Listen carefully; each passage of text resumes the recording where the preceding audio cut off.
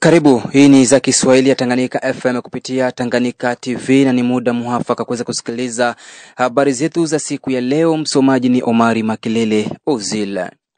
Katika taarifa zetu za habari tuanzie na habari za huko katika tarafa la Walikale jimboni Kivu ya Kaskazini. Ni kwamba droni za jeshi la taifa FARDC zimeshambulia vikali baadhi ya ngome za waasi wa M23 mchana wa siku ya Jumatano tarehe 22 Oktoba 2025 katika tarafa la Walikale jimboni Kivu ya Kaskazini, ambako waasi wengi wa M23 wamefariki dunia na wengine kujeruhiwa vikali kupitia shambulizi hizo. Katika mazungumzo na Tanganyika FM kupitia Tanganyika TV, Bwana Benjamin, mwenyekiti wa shirika la raia Walikale, ameanza kwanza kuonyesha namna mashambulizi yalivyokuwa, huku akiomba kwa mashirika ya kihutu kuwajia na misaada raia waliokimbia makazi yao kutokana na vita hivyo.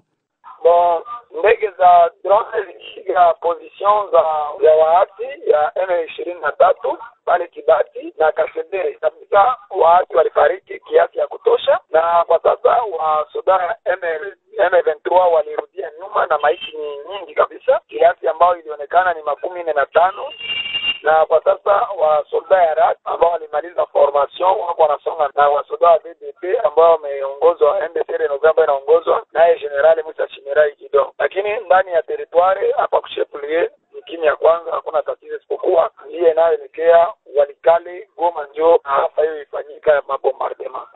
Hapo kulini de front drone ziko zinapiga chini, infanteria wajatembea bado, lakini ni majeshi ya RAD ndio wanafuatilia, lakini ambapo ndege zilizopiga kabisa infanteria kukua hapo, lakini kwa sasa wanakuwa katika hali ya kutayarisha kwa kusonga mbele katika eneo ambalo drone ziko zinapiga, sababu vilima vilikuwa virefu ambao ilikuwa ruhusu kabisa infanteria kufika kulingana na masema ambazo waasi wa M23 walikuwa katika. Sasa tumaini ya kwamba tunajisikia kwa siri kwa wazalendo na FARDC wanaungana mkono, na kwa sababu vilima ndio ilikuwa na wazalendo tatizo, lakini kwa sasa sababu katika milima yale waasi wamepigwa, tunatumaini ya kwamba jeshi letu la taifa wakiungwa mkono na wazalendo watasonga mbele na hawatarudi nyuma, sababu hata kwa sasa wengi kabisa waasi wanakuwa katika hali ya kujiripoti kwa mikono ya jeshi la taifa, na hii inaonyesha ya kwamba nguvu zao zimepunguka.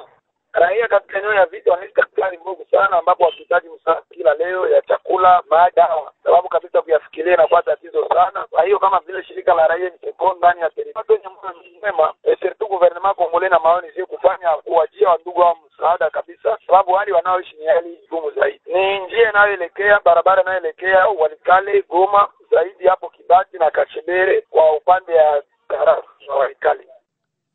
Na tujelekeze kule katika tarafa la Fizi katika jimbo la Kivu Kusini kwamba wamepelekwa mjini Uvira waasi wawili wa M23 waliojisalimisha kwenye kambi ya wazalendo wa FABB yake kamanda Ngoma Nzito Parugezi tarafani Fizi, ambako mateka hao wamedaiwa ukosefu wa chakula na dawa ndiyo sababu kubwa ya wao kujisalimisha mbele ya mikono ya wazalendo. Akizungumza na Tanganyika FM kupitia Tanganyika TV, Bwana Strategy na Mubamba, msemaji wa kundi la FABB, ameanza kwanza kuonyesha namna harakati ya waasi yao kujisalimisha ilivyokuwa. Ni kwamba sasa juma mbili waasi wawili wa M23 waliweza kujiripoti kwenye kikosi cha CPLC FABB hapo kwenye wilaya ya Rubezi, usultani wa Basisi, tarafa la Fizi, tukiwa jimboni Kivu ya Kusini.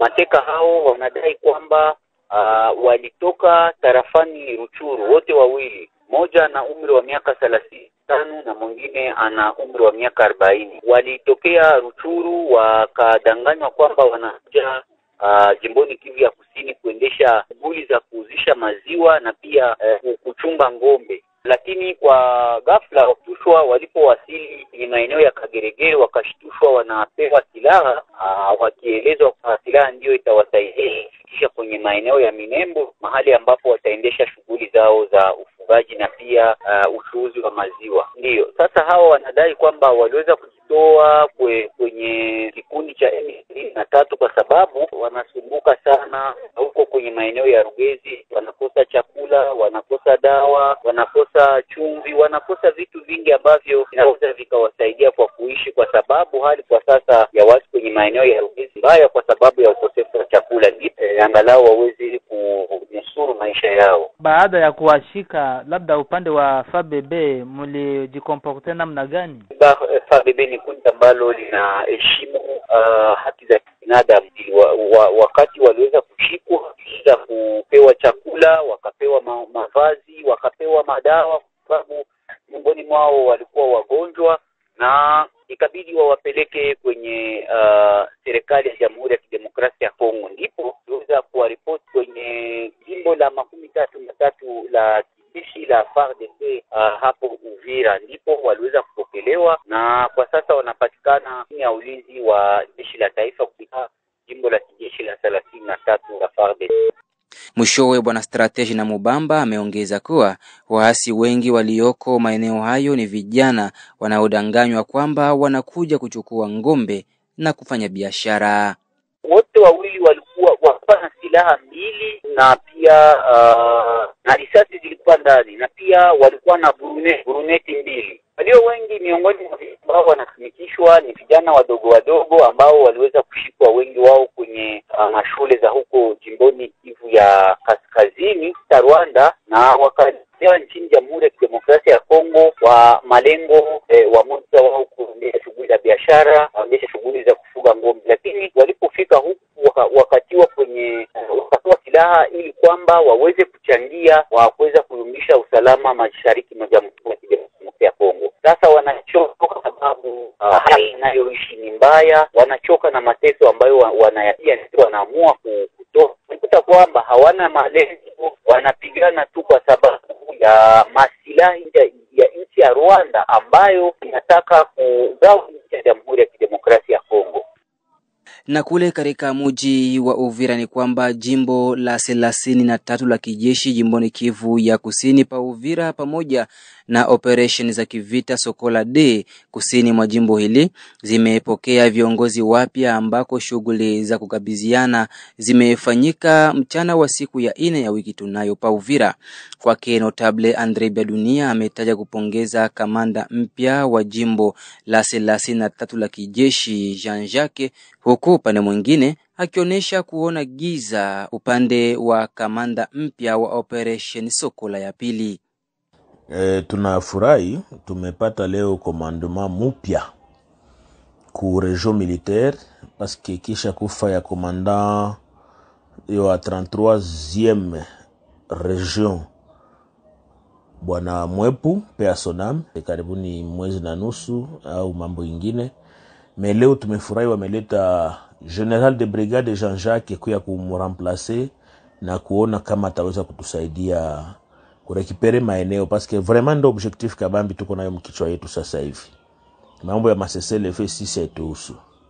Lakini hata niseme kwamba surprise kubwa kwa population ya Sud Kivu na notabilite yetu na diaspora ni kuona ya kwamba Kinshasa haijaelewa kwamba tuko kwenye vita. Na surprise ingine kubwa ni kuona kwamba Kinshasa inaweza kujipermettre namna gani kutuletea les mêmes figures zetu tulikuwa tunakatalaka depuis zamani, baki kutena kutudirige mu armée. Niko na jiposer question, est-ce que Kinshasa banayo ketoko mu vita? Est-ce que Kinshasa nayo réellement ke Uvira, Fizi, Mwenga kama ziakamatiwa ni parce que bazalendo bali résister na quelques éléments FARDC ni bangali kumustari? Comment on peut se permettre aujourd'hui maison militaire à chef de l'État, état-major général, ministère de la défense, mukamate un général, un ancien du RCD, alors que RCD ya jana ya 1998 mpaka 2001 njo bale ba M23 baleo ndo banyarugabo na vingine benye balitumika bali tunayua.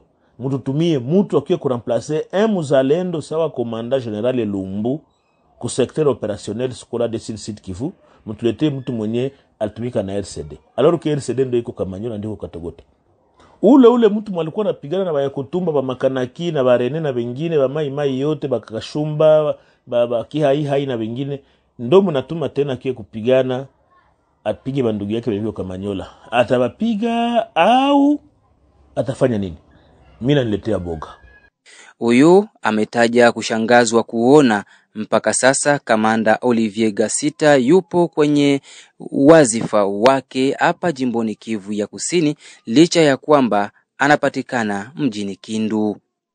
Kumeme nomination hapa mutoi Gasita comme commandant region adjoint wa operation banamwachia pale pale, mais banamwambia usikale Uvira, ujikalia yako Kindu. Donc Gasita Rabakia nommé comme 33e région militaire adjoint chargé des opérations, mwenye najua silaha zote parce que yendo chargé na renseignement et opération. Hakuna kiekomanda wake anaweza kufanya bila kumwasosie. Qu'est-ce qui se passe à Kinshasa? Nini ko Kinshasa? Est-ce que les députés sont là? Est-ce qu'ils sont là? Naka wako pale tout ce temps, ima wakati yote batu wanalalamika banafanya magomo ya demu ya 2 semaines wako kumanyumba Gasita atoke. Qu'est-ce qu'ils ont fait concrètement kwenda kumuona president kumwambia non batu wanakatala usirudishe huyu mtu atoke, tia mtu mwingine? Qu'est-ce qu'ils ont fait?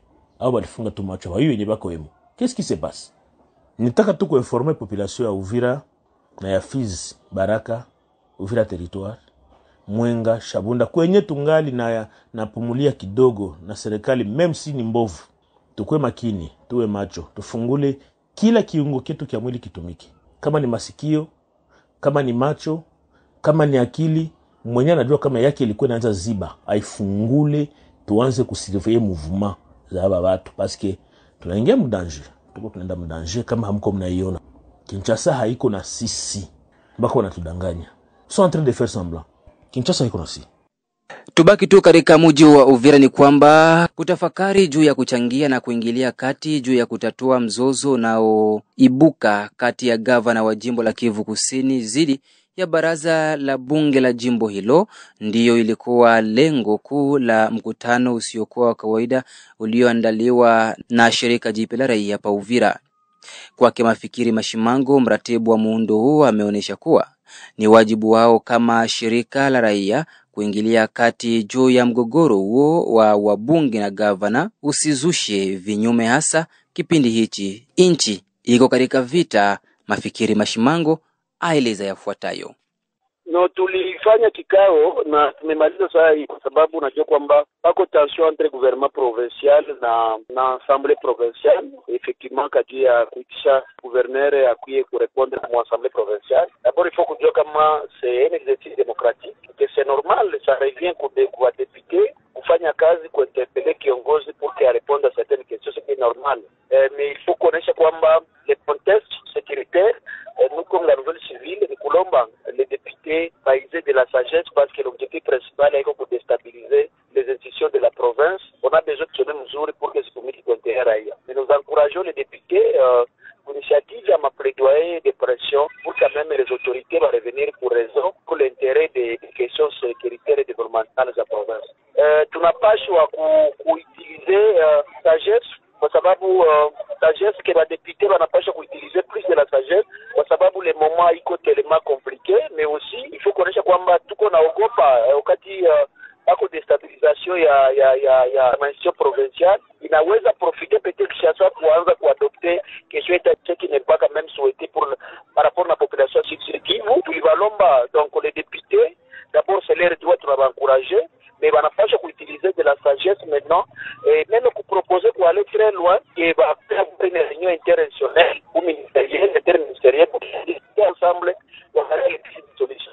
Ma courage pour aller les initiateurs parce que vraiment parmi les voix, les responsabilités du gouvernement, il y a des députés dans le cadre d'un exercice patriotique.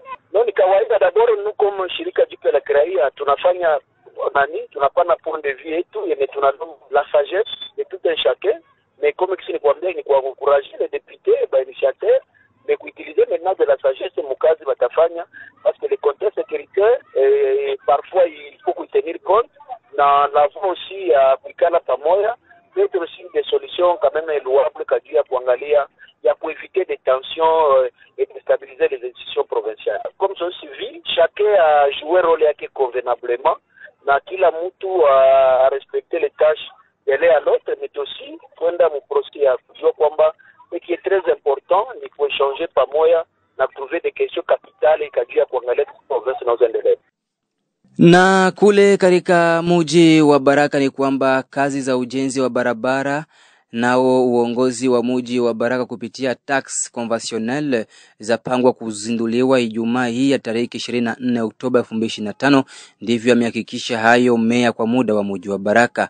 Kwenye mazungumzo nasi, meya kwa muda Bi Marie Mukanja Swaze amesema kupitia pesa ndogo ambayo tayari imekwisha kupatikana ndipo wameazimia kuanza kazi hizo.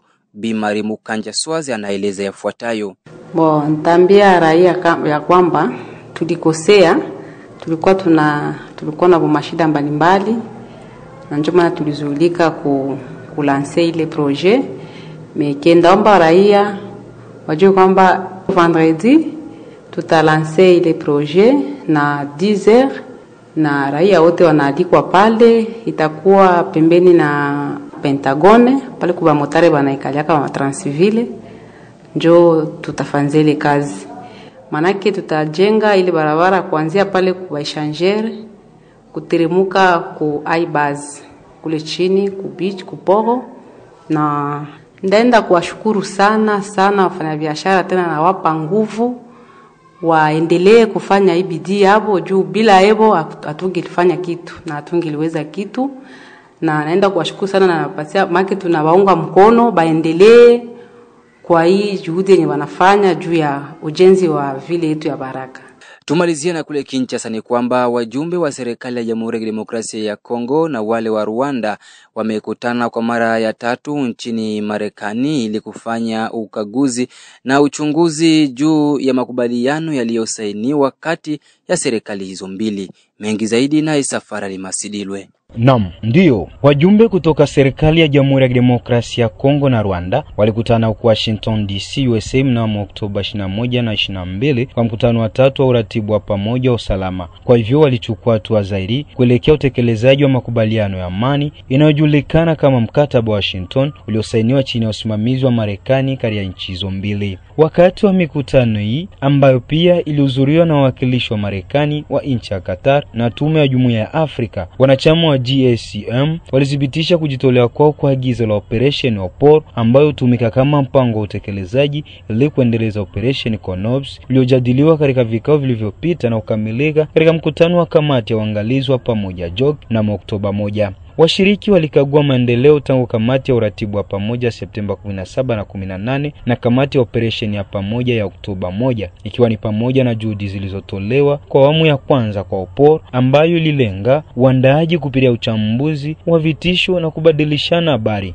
Kwa msingi huu, pande husika ziliratibu hatua maalum za kuandaa mikakati ya kuwakabili FDLR na kuondoa hatua za kujihami za Rwanda, inabainisha mazungumzo ya mwisho yaliyotolewa Jumatano Oktoba 22 na idara ya Marekani. Kulingana na hati hiyo, wanachama wa GSCM walipanga kufuatilia maendeleo na kushughulikia changamoto na walithibitisha kwamba mkutano wa 4 utafanyika Novemba 19 na 20. Serikali ya DRC na Rwanda zilitoa shukrani zao kwa Marekani, Qatar na Jumuiya ya Afrika kwa msaada wao unaoendelea kuwezesha mchakato wa amani. Washiriki wote wamejitolea kukuza amani na utulivu wa kudumu mashariki mwa DRC na katika ukanda wa maziwa makuu, inasisitiza tangazo kwa waandishi wa habari idara ya Marekani. Izake kabla ya mkutano huu, jeshi la Jamhuri ya Kidemokrasia ya Kongo lilitoa wito kwa vikosi vyote vya jeshi la FDLR kuweka silaha chini na kujisalimisha kwa mamlaka ya Kongo wa MONUSCO kwa lengo la kurudi katika nchi yao ya asili ambayo ni Rwanda. Katika taarifa kwa waandishi wa habari iliyosainiwa na msemaji wa FARDC Meja Jenerali Sylvain Kenge, FARDC inawakumbusha askari wake wote marufuku kushirikiana kwa njia moja au nyingine na FDLR. Ukiukwaji wowote wa agizo hili utapelekea adhabu kali. Kufuatia kuanguka kwa Goma na Bukavu na baada ya kushindwa kwa mchakato wa Luanda, makubaliano ya Washington na mchakato wa Doha ndio sehemu mbili zinazosaidia mipango kuu ya kidiplomasia inayolenga kukomesha mizozo inayoendelea mashariki mwa DRC,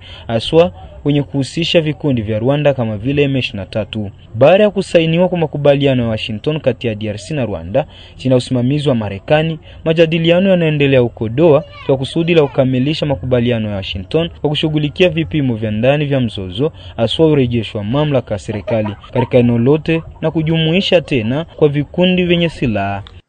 Msikilizaji wa Tanganyika FM kupitia Tanganyika TV, ni hapo ndipo natamatisha taarifa zetu za habari za siku ya leo. Ulikuwa nami Omari Makelele Ozil.